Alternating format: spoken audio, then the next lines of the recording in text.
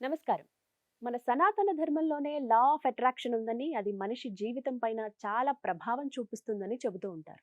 Energies గురించి మనం వింటూ ఉంటాం. అంటే శక్తులు. కాస్మిక్ ఎనర్జీ అంటే విశ్వశక్తి కావచ్చు, ప్రాణశక్తి, కుండలిని శక్తి. వీటిపైనే మనిషి జీవితం అనేది ఆధారపడి ఉంటుంది. ఇవన్నీ కూడా లా ఆఫ్ అట్రాక్షన్‌లో భాగమే. అంటే సక్సెస్ అయినా, వెల్త్ అయినా, మన హెల్త్ అయినా, మనం ఉన్న పొజిషన్ నుంచి ఇంకొక పొజిషన్‌కి అంటే హైయర్ పొజిషన్‌కి మనం వెళ్ళాలన్నా, ఇవన్నీ కూడా లా ఆఫ్ అట్రాక్షన్‌లో భాగమే. వీటిపైన అన్నీ ఆధారపడి ఉంటాయని చెబుతున్న చిద్గురు గీత ఫౌండర్, క్రియాయోగి భార్గవ శర్మ గారు ప్రస్తుతం మన ముందున్నారు. వారితో మాట్లాడదాం. గురుగారు నమస్కారం అండి. నమస్కారం అండి. లా ఆఫ్ అట్రాక్షన్ ఎఫ్ఆర్ఎస్ పద్ధతి ఇది మీరు మాట్లాడుతూ ఉన్నారు. అయితే ఇందులో భాగంగా చాలా మంది నేర్చుకుంటూ ఉన్నారు. సక్సెస్ అయిన వాళ్ళు కూడా చాలా మంది ఉన్నారు. అవును. అందులో భాగంగా ఎడ్యుకేషన్ గురించి కొంతమంది క్వశ్చన్ అడిగారండి నన్ను. అమ్మ. చదవాలని కోరుకుంటుంది. చదువుతారు కూడా. అవును. కానీ ఎగ్జామ్ టైమ్ వచ్చేటప్పటికి అన్నీ మర్చిపోవడమో, లేకపోతే ఏవో సందర్భాలు ఎదురవ్వటం, వాళ్ళ రకరకాల అవును. పరిస్థితులు అవును. సక్సెస్ అవ్వలేకపోవడం. అవును. ఇంత మంచిగా చదివే వాళ్ళు తర్వాత చదవడం మానేసారు. మొద్దుల్లా తయారయ్యారు. ఇలా చాలా మంది పేరెంట్స్ కంప్లెయింట్ అవును. ఉంటుంది. అవును. ఈ లా ఆఫ్ అట్రాక్షన్‌లో ఎడ్యుకేషన్ పాత్ర ఏంటి? నిజంగా సక్సెస్ అవుతారా? అవును. ఎడ్యుకేషన్ అట్రాక్ట్ చేయగలుగుతారా? ఆ క్లాసెస్ ఎలా ఉంటాయి? వీటి అవును. గురించి వివరించండి. అమ్మ. విద్యార్థిలో ముందుగా కావాల్సిందేందంటే ఆత్మవిశ్వాసం. హ్మ్. ఒక మోటివేషన్. తనను తాను మోటివేట్ చేయగలిగేటటువంటి ఒక సామర్థ్యం విద్యార్థిని దేన్నైనా సరే ఆకర్షించగలిగే స్థాయికి తీసుకెళ్ళగలుగుతుంది. మోటివేషన్ అనేది, కాన్ఫిడెన్స్ అనేది చాలా ఇంపార్టెంట్. హ్మ్. మనకొక కథ చెబుతారు. హా! పాణిని అనే పేరు విన్నారు గదా! హ్మ్. మనం ఈరోజు పుస్తకాల్లో రాస్తున్నాము అంటే ఆయన పుణ్యం. హా! ఒక ఒక విద్యని మనం రాసుకొని చదువుతున్నాము అంటే అది ఆయన మార్గంలో ఆయన వల్ల జరిగినటువంటి అంశం సాధ్యమైనంత. అనమాట. హ్మ్. పాణిని అనే ఆయన ఋషి. కృషి. అయితే ఈ పాణిని అనే వ్యక్తి విద్యార్థి సమయంలో హ్మ్. డల్లర్ అనమాట. హా! అంటే ఏంటంటే ఉపాధ్యాయుల చేత తిట్టించుకునే వ్యక్తి. హా! ఎందుకంటే ఆ రోజుల్లో ఉపాధ్యాయులు కేవలం చెప్పేవాళ్ళు, ఒక్కసారే చెప్పేవాళ్ళు. అంతే. దాన్ని పట్టుకొని గుర్తుపెట్టుకోవాలి. అలా నేర్చుకోవాలి. హ్మ్. ఇది రూల్ అనమాట. ఆ! ఈయనకి ఒకసారి చెప్తే ఏకసంతాగ్రాహి కాదు, ద్విసంతాగ్రాహి. హ్మ్. రెండోసారి చెప్తే గుర్తుంటాయి. ఆహా! రెండోసారి అడగడానికి వీలుండదు. ఆ! మీకు ఒకసారి ఆ గుర్తు. రోజుల్లో ఎడ్యుకేషన్ ఎలా ఉంటుందంటే, ఇట్లా ముఖాముఖి ఉండదు. హ్మ్. గురువు ముందు తెరగడతారు. ఆ! నలంద ఇట్లాంటి విశ్వవిద్యాలయాల్లో ఎడ్యుకేషన్ ఎలా ఉంటుందంటే, గురువుని ముఖాముఖి చూడడానికి వీలుండదు. ఆహా! తెరగడితే తెర వెనుక గురువు చెప్పేసి వెళ్ళిపోతాడు. ఆ! దాన్ని అలా ముందు కూర్చొని అలా శ్రవణం చేయగలగాలి. అందుకే శ్రవణం అబ్బో! చేయండి అంటారు. ఓహ్! సో, ఇంత కఠినమైనటువంటి ఎడ్యుకేషన్ వ్యవస్థ మనకుండేది. హ్మ్. ఆ టైంలో ఆయన అలా ఒక్కసారి వినలేకపోయేసరికి ఇంటికెళ్ళలేక, ఇక్కడ ఉండలేక పారిపోయాడు. ఆ! అడవిలో పారిపోతే ఒక బావి దగ్గర ఆడవాళ్ళు హ్మ్. బిందెతో నీళ్లు పడుతూ ఉంటే, ఆ హ్మ్. నీటి బొట్లకి హ్మ్. ఆ రంధ్రాలు పడతాయి రాతి బండల మీద. ఆ! అది చూసి తను మోటివేట్ అవుతాడు. ఆ! చిన్న నీటి బొట్టు ఆ! రాతి బండని కరిగించింది. హ్మ్. రంధ్రాలు పడేలా చేసింది. హ్మ్. నేనెందుకు కరగను? హ్మ్. నేనెందుకు మారను? అబ్బా! అనేటటువంటి ఒక మోటివేషన్‌తో ఆ! నేను ఎట్లాగైనా సరే మారాలని ఒక తపస్సు చేస్తే, ఆ! అయ్యున్ రులుక్ ఏవున్ అయ్యౌచ్ హయవరట్లన్ యమగణనం జభై గడదశ్ జబగడదశ్ కపచటతా చటతౌ కపై శశహల్ ఇది మాహేశ్వరాణి సూత్రాణ్యనాది సంజ్ఞార్థాని అని చెప్పి హ్మ్. భాషకి అక్షరాలని మొట్టమొదట రాశాడు. ఓహ్! ఆయన. ఆ! ఇంగ్లీష్‌కి గాని, హిందీకి గాని, తమిళ్ అన్ని భాషలకి ఇవే అక్షరాలు. ఆ! అయ్యున్ రులుక్ అనేవి.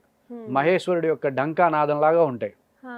అందుకని మాహేశ్వర సూత్రాలు అంటారు వీటిని. హ్మ్. సో, అట్లా వ్యాకరణం రాసినటువంటి ఆ వ్యక్తి గూడా ముందు హ్మ్. ఉండాల్సింది కాన్ఫిడెన్స్. ఈ హ్మ్. కాన్ఫిడెన్స్‌ని మనం డెవలప్ చేస్తాం హ్మ్. ఎఫ్ఆర్ఎస్ మెథడ్ ద్వారా. హుహు. నువ్వు అనుకున్నది 100% జరుగుతుంది హ్మ్. అనేది వాడికి నిశ్చయంగా నేర్పించే ప్రయత్నం చేస్తాం. హ్మ్. ఆ విద్యార్థికి. అలాగే తను ఆగిపోవడానికి తన వ్యక్తిగత లోపాలు కొన్నుంటాయి. హ్మ్. ప్రతి పిల్లాడిలోనూ ఒక్కొక్క వ్యక్తిగత లోపం ఉంటుంది. ఆ! మొన్న ఒక హర్ష అని ఒక విద్యార్థి హ్మ్. నాతో 10 నిమిషాలు వాళ్ళ అమ్మగారు మాట్లాడిచ్చారు. హ్మ్.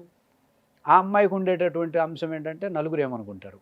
ఆ! నేనేదన్నా పాడితే ఏమనుకుంటారు? Insecurity feeling. ఆ! అదొకటుంది. ఆ! దాన్ని 10 నిమిషాల్లో చిన్న కాన్సెప్ట్ చెప్పేసేసి తొలగించేసాం. ఆ! వెంటనే సాయంత్రానికి వాట్సాప్‌లో చక్కగా ఆవిడ పాడేసి, ఆ పాటలు చక్కగా వీడియో పెట్టి, మీ సెషన్ వల్లే నేను ఈరోజు అంత ధైర్యంగా ఓహ్ మై గాడ్! పాడగలిగానని నాకు హ్మ్. ఫీడ్‌బ్యాక్ పంపించింది. హ్మ్. అలా ఎంతోమంది పిల్లలకి ఒక హ్మ్. వ్యక్తిగత లోపాలు కొన్నుంటాయి. హ్మ్. అది తల్లిదండ్రులు గమనించాలి. అవునండి.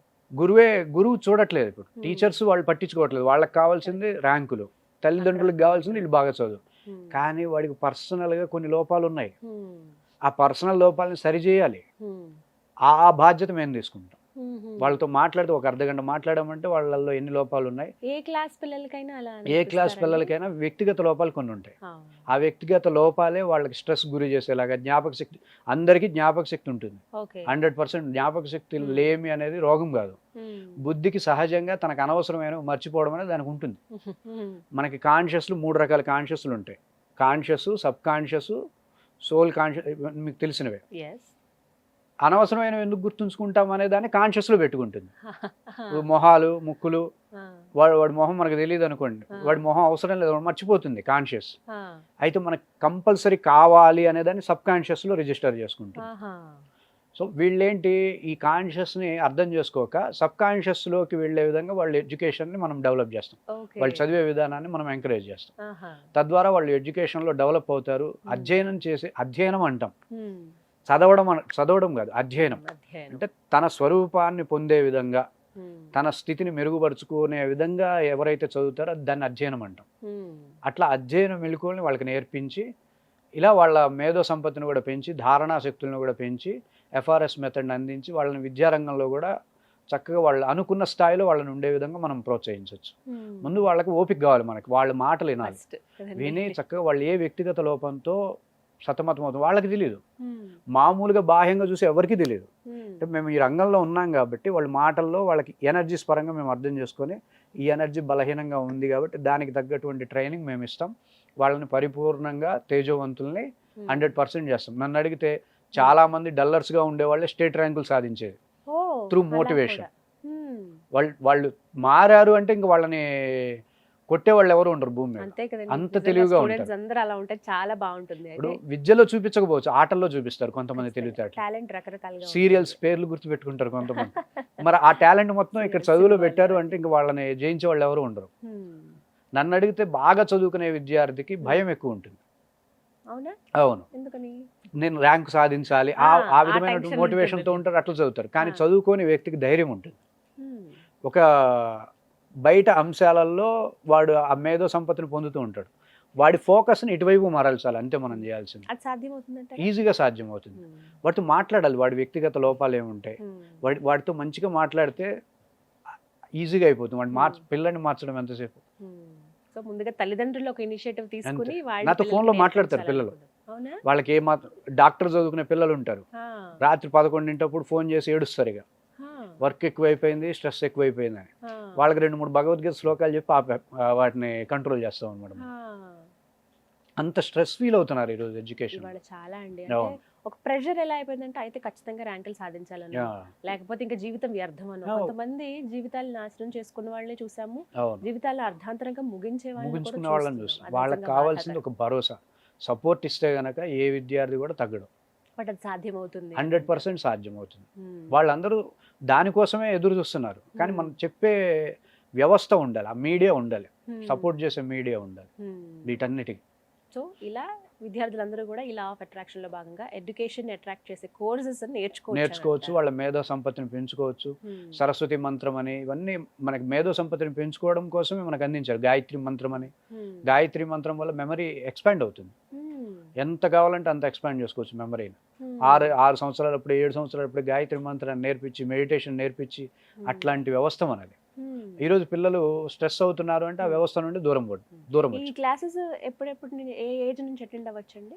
6 సంవత్సరం నుండే వాళ్ళు అటెండ్ అవ్వచ్చు. స్కూల్ విద్యార్థులు కూడా జాయిన్ అయిపోవచ్చు. ఎలా అండి ప్రాసెస్? ఆన్లైన్ ఉంటుందా? ఆన్లైనే, అన్ని ఆన్లైనే.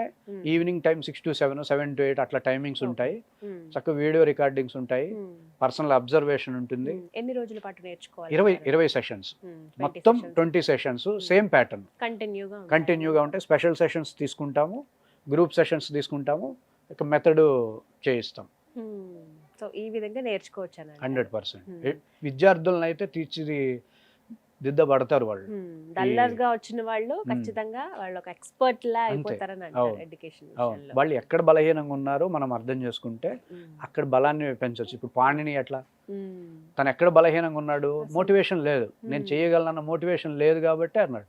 అట్లాంటి వ్యక్తి తపస్సు చేయడం ఏంటి? కౌముది వ్యాకరణం, సంస్కృత వ్యాకరణాన్ని మొట్టమొదటి రాసినటువంటి ఋషి ఆయన. మీరు భాషలకు సంబంధించిన యూనివర్సిటీకి పాణిని యూనివర్సిటీ అని పేరు పెడతారు వేరే దేశాల్లో. వీళ్ళందరూ కూడా డల్లర్స్గా ఉండి టీచర్ల చేత తిట్లు తిన్నోళ్ళే. చిన్న మోటివేషన్ అనమాట. Yeah, చిన్న success. సపోర్ట్ వాళ్ళకి కావాలంతే. వాళ్ళకి కావాల్సిన ఒక సపోర్ట్ అటువంటి మోటివేషన్ ని లా ఆఫ్ Hmm. అట్రాక్షన్ ఈ ఇస్తాం. సెషన్స్ ద్వారా మీరు ఇస్తాం. అందిస్తారన్నమాట. రైట్, చక్కగా వివరించారండి. Yeah. నమస్కారం. ధన్యవాదాలు. సో విన్నారు కదా, ఇదే అంశం పైన మరిన్ని వివరాలు మీరు తెలుసుకోవాలనుకున్నా లేకుంటే గురువు గారితో డైరెక్ట్ గా మాట్లాడాలనుకుంటే స్క్రీన్ మీద వారి నెంబర్స్ ఇవ్వడం జరుగుతుంది. నెంబర్కి కాల్ చేసి ఫుల్ డీటెయిల్స్ తెలుసుకోండి. ఇది వాళ్ళ వీడియో. నమస్కారం.